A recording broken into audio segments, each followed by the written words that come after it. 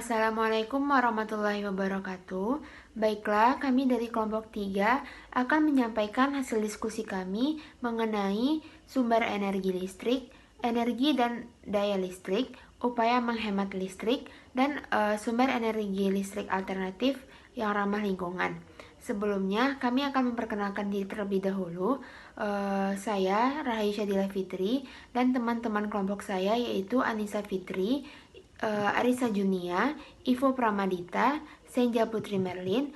Baiklah, materi pertama mengenai sumber energi listrik akan saya sampaikan sendiri. Sumber energi listrik yang pertama adalah nuklir. Nuklir merupakan sebuah energi yang sangat dahsyat yang juga dapat dimanfaatkan sebagai tenaga pembangkit listrik.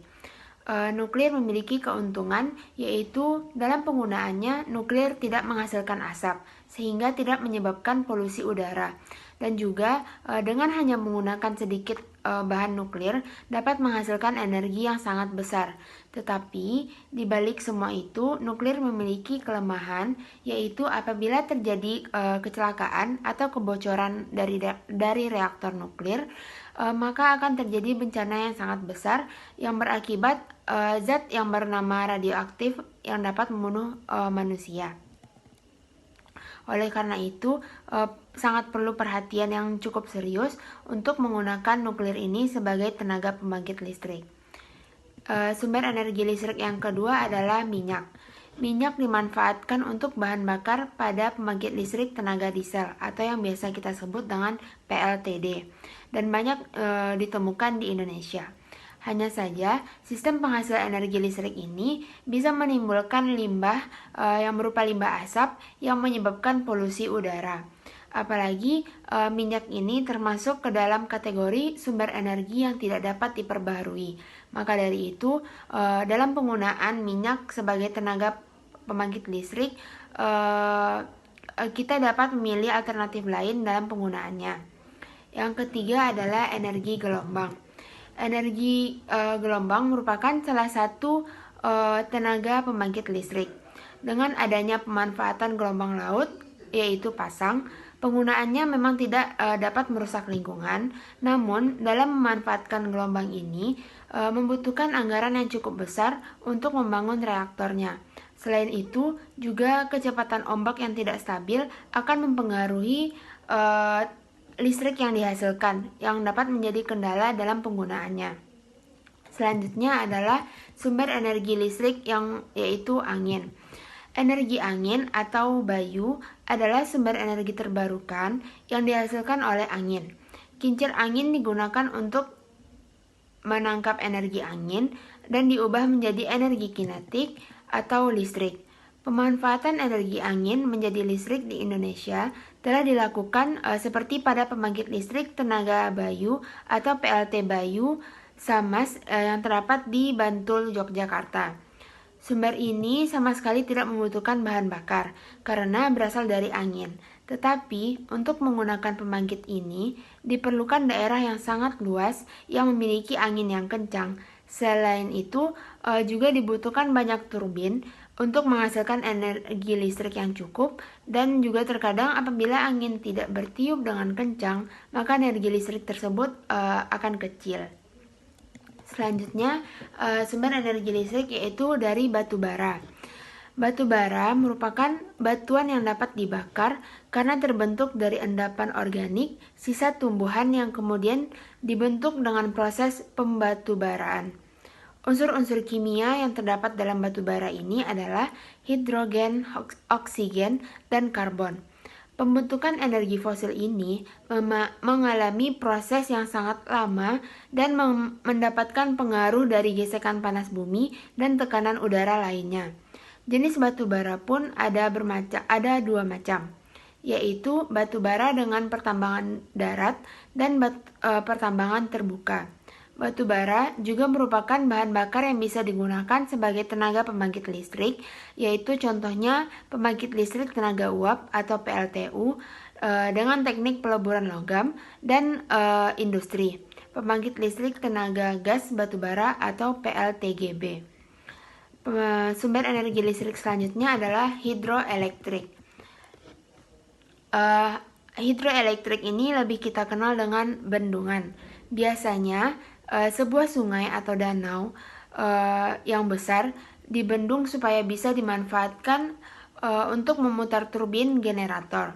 Turbin ini nantinya akan menghasilkan energi listrik yang ramah lingkungan.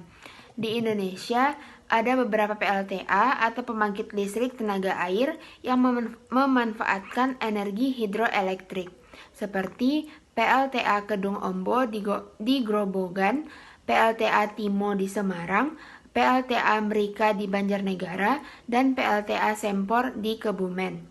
Masalah yang dihadapi dengan penggunaan energi ini adalah usia dam yang menua serta debit air. Pada musim kemarau, otomatis debit air akan jauh berkurang, sehingga hal itu akan menyebabkan energi listrik yang dihasilkan juga akan berkurang. Hal ini bisa mengakibatkan krisis listrik pada daerah yang dipasok PLTA tersebut. Selanjutnya adalah panas bumi. Energi panas bumi atau geotermal merupakan sumber energi terbarukan berupa energi termal atau panas yang dihasilkan dan disimpan di dalam bumi. Energi panas bumi diyakini cukup ekonomis, berlimpah, berkelanjutan, dan juga ramah lingkungan. Namun pemanfaatannya masih kendala pada teknologi eksploitasi yang hanya menjangkau di sekitar lempeng tektonik. Pembangkit listrik tenaga panas bumi atau PLTP yang dimiliki Indonesia antara lain PLTP Sibaya di Sumatera Utara, PLTP Salak di Jawa Barat. Selanjutnya adalah energi pasang surut. Energi ini dihasilkan dari pasang surut air laut dan menjadikannya energi listrik. Ini merupakan salah satu energi terbarukan dan juga relatif lebih mudah diprediksi daripada energi surya dan energi angin. Pemanfaatannya saat ini belum luas karena tingginya biaya dan terbatasnya lokasi yang memiliki pasang surut yang mencukupi. Hal ini juga merupakan penghasil energi yang tidak ada habisnya dan tidak menghasilkan polusi udara. Tetapi kekurangannya adalah pasang surut hanya terjadi 2 kali sehari dan hanya pada waktu itulah energi dihasilkan, dan selain itu juga berakibat terganggunya ekosistem bawah laut. Yang kesembilan adalah biomasa.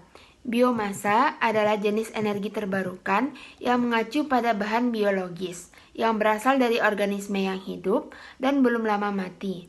Sumber biomasa antara lain bahan bakar kayu, limbah, dan alkohol. Pembangkit listrik biomasa di Indonesia yaitu seperti PLTBM Pulubala di Gorontalo yang memanfaatkan tongkol jagung. Selain digunakan untuk tujuan primer serat, bahan pangan, pakan ternak, minyak nabati, dan bahan bangunan dan lain-lain, biomasa juga digunakan sebagai sumber tenaga listrik, seperti yang dikembangkan oleh GE dengan PLN. Saat ini, GE bekerjasama dengan PLN membangun pusat tenaga listrik biomasa yang diberi nama yaitu Biomas, menggunakan serpihan kayu dengan memakai teknologi Jenbaser.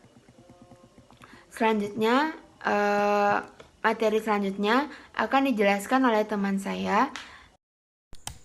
Baiklah, saya Senja Putri Marlin dengan NIM 18231061. Di sini saya akan menjelaskan atau melanjutkan materi dari rekan saya sebelumnya, yaitu tentang energi dan daya listrik.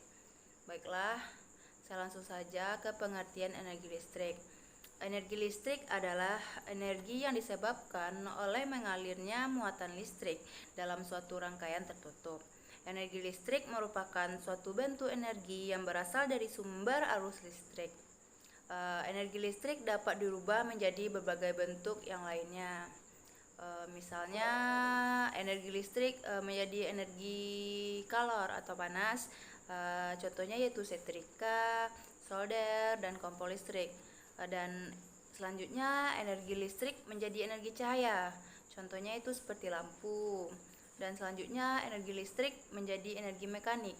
Contohnya itu seperti motor listrik. Energi listrik berubah menjadi energi kimia, contohnya yaitu peristiwa pengisian acu, Dan selanjutnya yaitu peristiwa penyepuhan, di mana peristiwa melapisi logam dengan logam lainnya.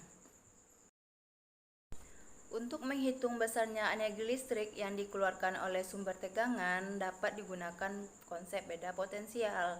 Yang pertama, untuk persamaan pertama, V sama dengan W per Q dengan keterangan W ini adalah beda potensial dengan satuan volt dan W adalah energi yang dikeluarkan sumber tegangan dalam satuan joule dan Q ini adalah besarnya muatan listrik yang mengalir dalam satuan kolom. Untuk persamaan duanya, W itu sama dengan V per Q, di mana I ini adalah Q per T. Maka Q ini adalah I kali T, sehingga terbentuklah persamaan 3, yaitu W sama dengan V kali I kali T. Dengan keterangan, W ini adalah energi yang dikeluarkan sumber tegangan dengan satuan joule, dan V ini adalah beda potensial dengan satuan volt, dan I ini adalah kuat arus dengan satuan ampere, dan T adalah waktu dengan satuan sekon. Nah, selanjutnya di sini kami ada mengambil dua contoh. Pertama yaitu lampu yang dipasang di ruang tamu dengan tegangan 220 volt mengalir alur listrik 2 ampere selama 5 menit. Nah, yang kita cari di sini yaitu energi listriknya atau W. Nah, dengan penyelesaian yang diketahui apa tadi? Yaitu V, beda potensial sama dengan 220 volt. Lalu kuat arusnya 2 ampere dan waktunya 5 menit atau sama dengan 30 sekon. Nah, yang ditanya tadi yaitu energi listriknya atau W. Dengan rumus yang tadi dapat kita masukkan yaitu W sama dengan V kali I kali T. 220 dikali 2 ampere dikali dengan 300 sekon, maka didapatlah 132.000 joule atau sama dengan 132 kilojoule. Nah, untuk yang contoh yang kedua ini yaitu sebuah setrika listrik dipasang pada tegangan 220 volt dan kuat arusnya 2 ampere. Yang ditanyanya itu berapa energi yang diperlukan selama 5 menit. Nah, untuk penyelesaiannya diketahui V-nya sama dengan atau beda potensialnya 220 volt atau tegangannya ya. Yang kedua I diketahui sama dengan 2 ampere dan T 5 menit atau sama dengan 30 detik. Yang ditanya itu W. Nah, di sini kasusnya sama dengan yang tadi. Kita masukkan ke dalam rumus W sama dengan V kali I kali T. W sama dengan 220 kali 2 kali 300, dapatlah 132.000 joule atau 132 joule. Selanjutnya yaitu daya listrik.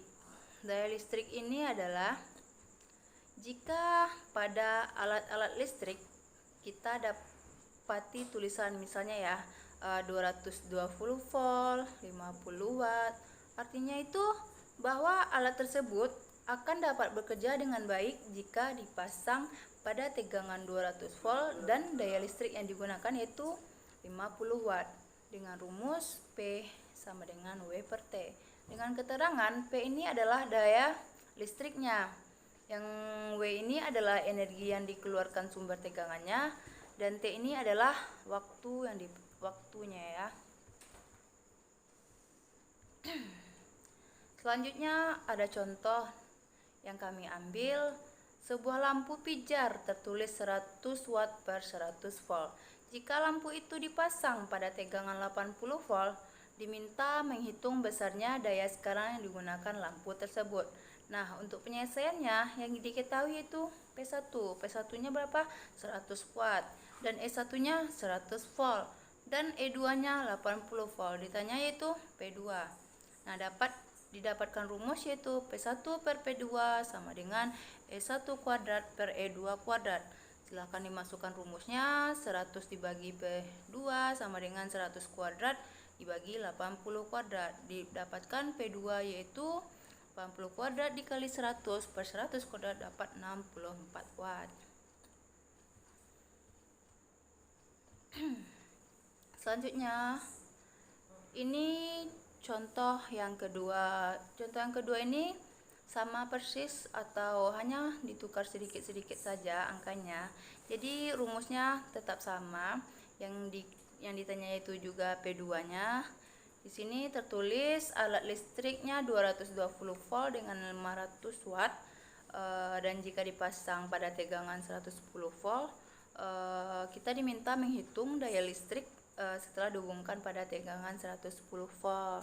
Nah, diketahui itu E1-nya 220 volt, P1-nya 500 watt, dan E2-nya 110 volt.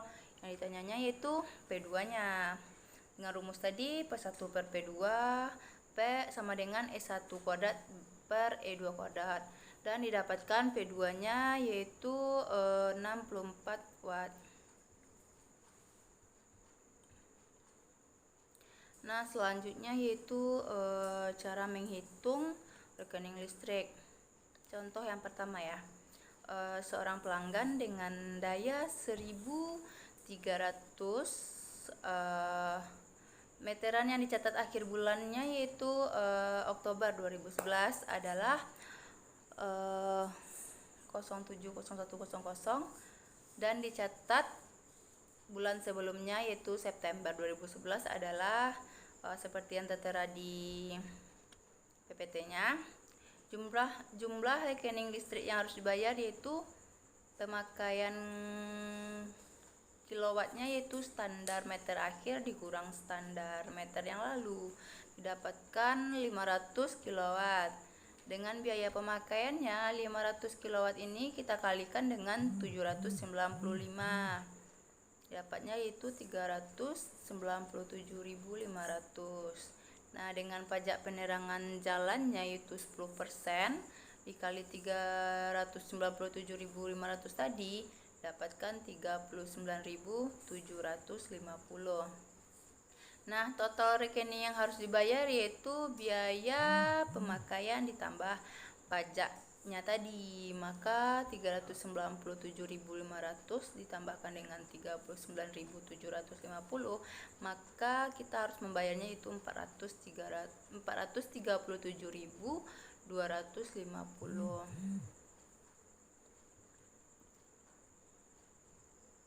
Nah, untuk yang kedua ini sama seperti tadi, kita cari standar meter akhirnya dikurang standar meter yang lalu, didapatkan 120 kW dengan biaya pemakaiannya 495, maka dapatkan hasilnya 59.400. Dengan pajaknya di 10% dari 59.400 dan ditotalkan, kita membayar rekeningnya 65.340. Nah, selanjutnya yaitu materi hubungan kalor dan energi listrik. Kalor ini merupakan bentuk energi, maka dapat berubah dari suatu bentuk ke bentuk yang lainnya. Dengan hukum kekekalan energi listrik ini dapat berubah menjadi energi kalor, dan juga sebaliknya, energi kalor dapat berubah menjadi energi listrik. Nah, alat yang digunakan untuk mengubah energi listrik menjadi energi kalor ini adalah namanya itu ketel listrik atau pemanas listrik dan lain-lain. Nah, untuk besarnya energi listrik yang diubah atau diserap sama dengan besar kalor yang dihasilkan, atau dengan rumus W sama dengan Q. Seperti yang kita tahu, Q ini sama dengan M kali C kali delta T, sehingga dapat persamaan sebagai berikut, yaitu I kuadrat R kali T sama dengan M kali C kali delta T. Delta T itu T2 kurang T1. Nah, mohon maaf sebelumnya sedikit kebingungan dengan penulisan rumusnya. Sebenarnya itu I kuadrat R kali T. Nah, untuk keterangannya, I itu adalah kuat arus listriknya dengan satuan ampere, dan R-nya itu adalah hambatan dengan satuan ohm, dan T-nya itu adalah waktu yang dibutuhkan dalam satuan sekon, dan M adalah masanya dengan satuan kilogram, C kalor jenisnya, dan T itu T1-nya adalah suhu mula-mula dan T2-nya suhu akhir. Baiklah, selanjutnya yaitu penerapan energi listrik dalam kehidupan sehari-hari. Yang pertama yaitu listrik sebagai penghasil cahaya. Nah, contohnya di sini seperti lampu. Lampu ini sebagai cahaya yang menerangi bila malam datang dan sebagai pengganti cahaya matahari. Cara kerjanya yaitu apabila arus listrik mengalir pada kawat wolfram pada lampu, maka akan terjadi panas dan mengakibatkan lampu ini berpijar. Kawat wolfram ini bersifat halus dan berhambatan tinggi. Selanjutnya yaitu listrik sebagai penghasil panas. Listrik sebagai penghasil panas ini dapat kita aplikasikan pada alat yang menggunakan elemen panas. Biasanya digunakan untuk keperluan rumah tangga seperti untuk memasak yaitu kompor listrik, untuk memasak nasi yaitu magicom, dan banyak lainnya. Selanjutnya yaitu listrik sebagai gerak. Nah, contohnya di sini itu banyak kita jumpai seperti perubahan energi listrik menjadi energi gerak, yaitu seperti mobil, motor, kipas angin, dan lain-lainnya. Assalamualaikum warahmatullahi wabarakatuh. Perkenalkan, saya Anissa Fitri dengan NIM 1823174. Nah, pada kesempatan kali ini saya akan melanjutkan materi tentang upaya-upaya penghematan energi listrik. Nah, upaya hemat energi listrik merupakan salah satu bentuk usaha yang menggunakan energi listrik secara hati-hati atas dasar kemauan dari dalam diri sendiri dengan mempertimbangkan kondisi sumber energi yang ada saat ini serta pada masa yang akan datang. Penggunaan listrik secara hemat tentu akan membawa dampak yang positif bagi konservasi energi serta lingkungan yang ada di sekitar kita. Penghematan energi merupakan bagian yang sangat penting untuk mengurangi ataupun mencegah perubahan iklim seperti terjadinya pemanasan global.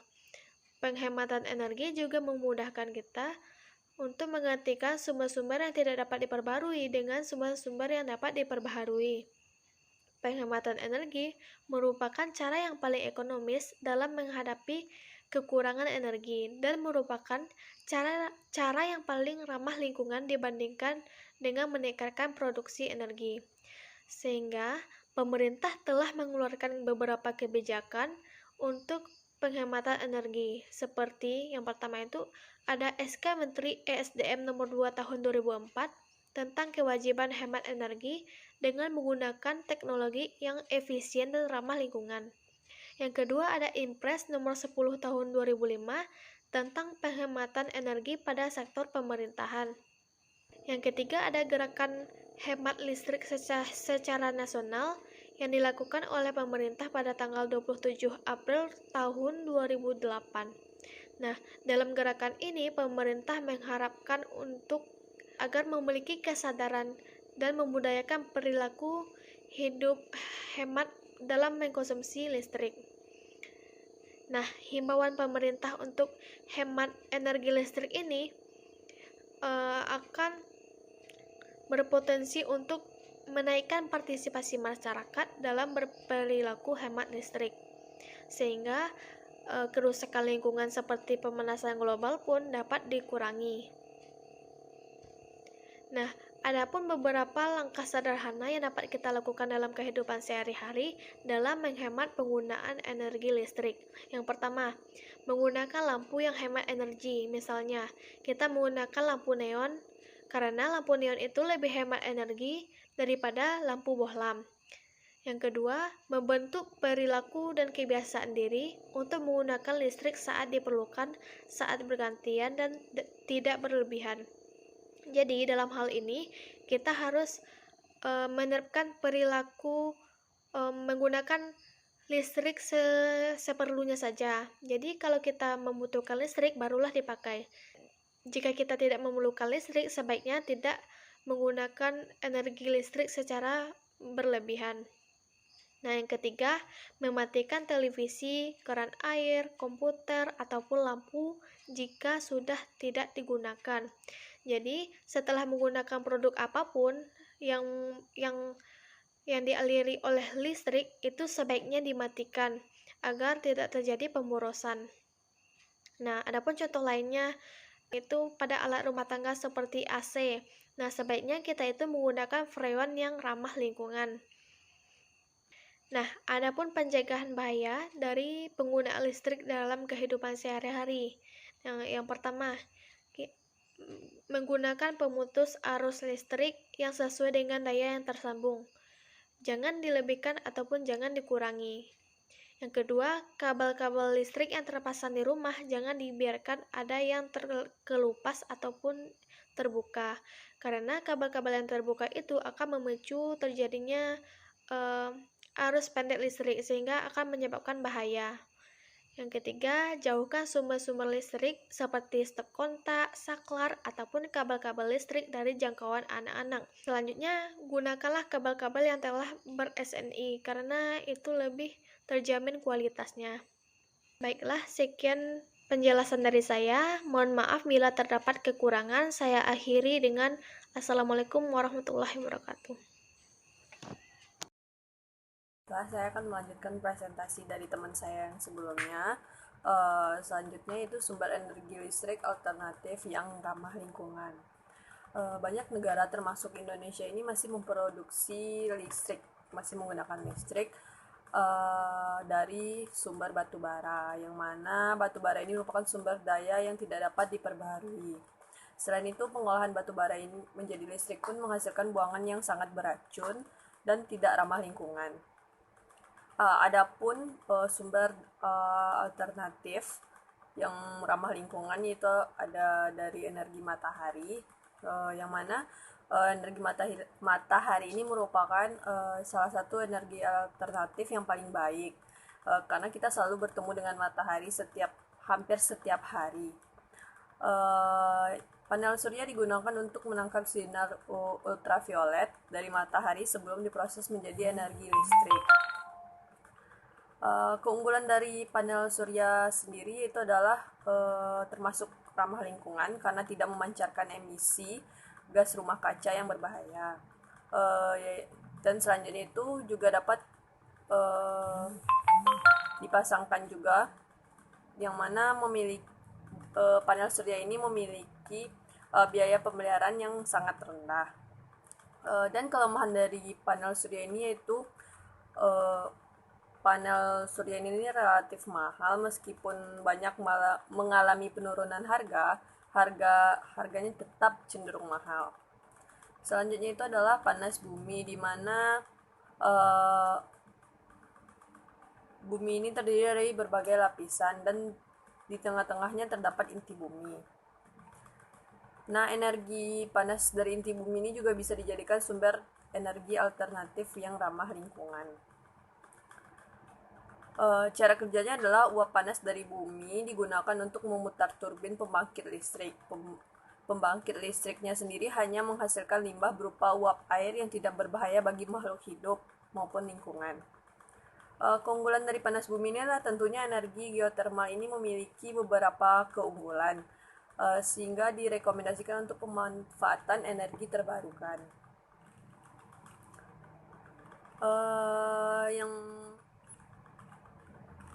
Adapun kelebihannya yaitu minim emisi gas rumah kaca.